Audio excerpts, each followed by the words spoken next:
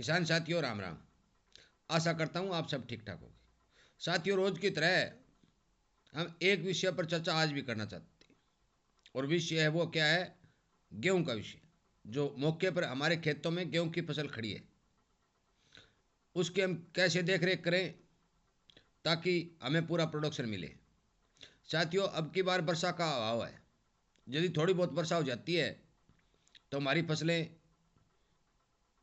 Automatic ही बढ़िया होती हैं, परंतु इस सीजन में अब तक वर्षा नहीं होने के कारण गेहूं की फसल में कमजोरी दिखाई दे रही है।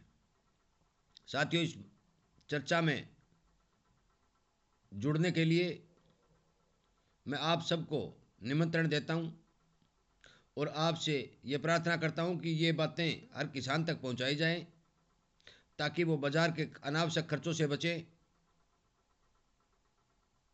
और उसका भी खेत खुशहाल रहे, वो खुद भी खुशहाल रहे। इसलिए मेरे अनुभव के आधार पर मैं वीडियो बना बना कर आप तक भेज रहा हूँ। जी, इसी तरह के आपको वीडियो मिलते रहे, समय पर मिलते रहे, इसके लिए मैं आपसे प्रार्थना करता हूँ कि आप चैनल के साथ जुड़ें, इसके सामने वाली घंटी का बटन दबाएं। शेयर तो ज़रूरी करो साथियों, क्योंकि यदि शेयर करोगे तभी हर किसान तक इस बात को पहुँचाया जा सकता है, उस किसान को फ़ायदा किया जा सकता है। यदि हम शेयर नहीं करेंगे तो एक दो किसानों के पास यदि कोई जानकारी मिल जाती है तो उससे बहुत बड़े वर्ग का फ़ायदा नहीं होता। और शेयर करते हैं तो ये जानकारी हर एक किसान तक पहुंच जाती है, जिससे वो भी बेचारा अपनी फसल की समय पर देख रेख कर सकता है। वीडियो पूरा सुनेंगे तब आपको पूरा समझ में आ जाएगा कि हमारा चर्चा करने का मकसद क्या है और हमें इस चर्चा से फ़ायदा क्या है।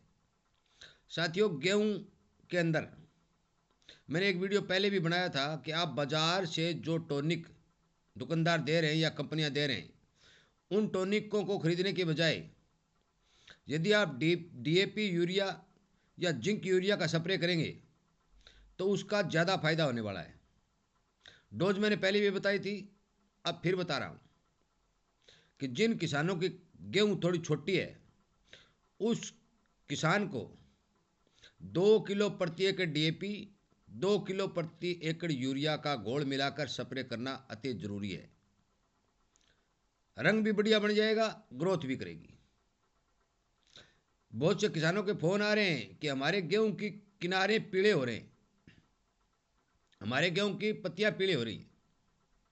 साथियों, ये स्प्रे आप कर देते हैं तो कुछ हद तक उसमें आराम मिलता है जहाँ जहाँ न्यूट्रिशन की कमी है, क्योंकि हमारे खेतों में नाइट्रोजन की कमी तो है ही है, और थोड़ा थोड़ा पोषक तत्वों की भी कमी होती है, जिससे फसल थोड़ा थोड़ा पीलापन दिखाना शुरू कर देती है। यदि आपको ज़्यादा पत्तियाँ थोड़ी पीली होती दिखाई देती हैं तो आप यूरिया और जिंक का भी स्प्रे कर सकते हैं। 500 ग्राम जिंक ले लें, चाहे 31% ले लें, चाहे 21% ले लें, 2 किलो यूरिया ले लें, और 4 टंकी या 5 टंकी प्रति एकड़ के हिसाब से डाल दें। साथियों, इसका खर्च बिल्कुल ना के बराबर है। आपको कहीं बाजार में जाकर ग्रोथ प्रमोटर अलग बलग खरीदने की कोई ज़रूरत नहीं है।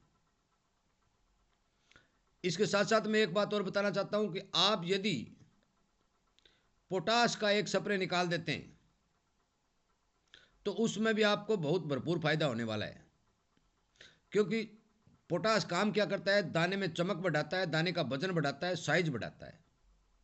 और जब भी गेहूं की बलियां निकलनी होती हैं उस समय यदि पोटास का एक स्प्रे डाल दिया जाता है तो पोटास का अच्छा रिजल्ट आता है, हमारी गेहूं के दाने अच्छे चमकदार और सुंदर मिलते हैं। साथियों, ज़्यादा महंगा खर्चा नहीं है। पोटास खाद यदि बाजार से आप लिक्विड लेंगे तो 830 रुपये प्रति लीटर के हिसाब से आ जाएगी, जिस पर K2O का फार्मूला लिखा हुआ होना चाहिए। Liquid potash K2O। ऑर्गेनिक या जैविक पोटास ये रिजल्ट नहीं दिखाएगी, और न ही इन स्प्रे में इसको मिलाना है। डीएपी यूरिया का आप स्प्रे कर सकते हैं, यूरिया जिंक और पोटास का भी स्प्रे आप कर सकते हैं। जिंक को डीएपी के साथ मत मिलाइए, वो रिजल्ट पूरा नहीं दिखाएगी।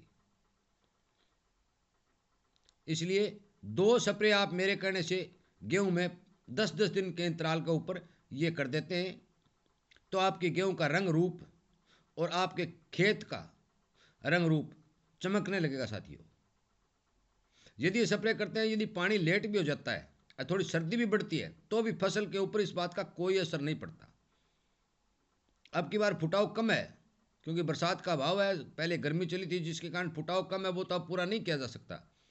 परंतु जो भी खेतों में गेहूँ खड़ी है उसका रंग रूप सुंदर किया जा सकता है, उसे अच्छी ग्रो के लिए खुराक दी जा सकती है।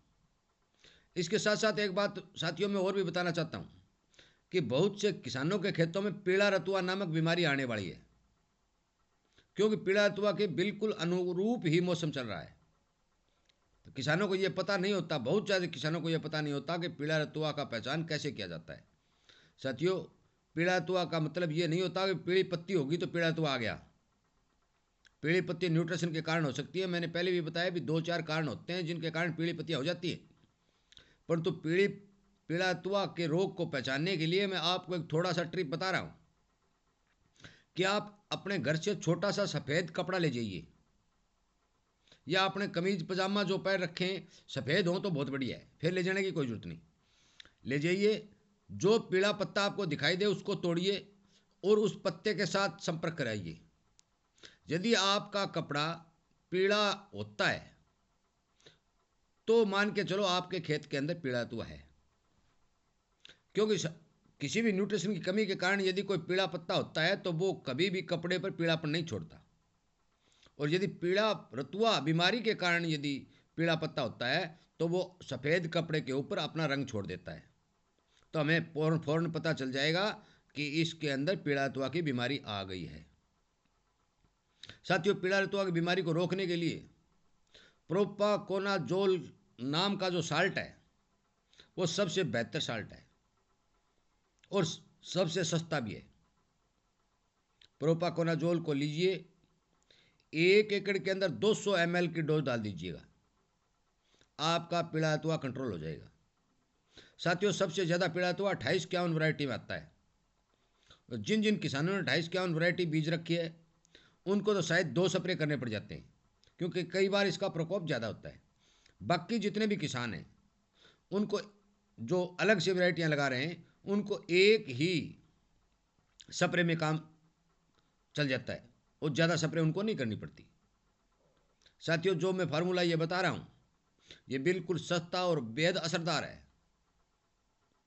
आप डीएपी यूरिया का स्प्रे करोगे तो आपका 100 रुपये का खर्च आएगा, जिंक और यूरिया का करोगे तो भी 100 रुपये का खर्च आएगा, और प्रोपोकोनाजोल जो सा टिल्ट के नाम से मशहूर है उसका यदि स्प्रे करोगे तो आपका 150 रुपये का खर्च आएगा।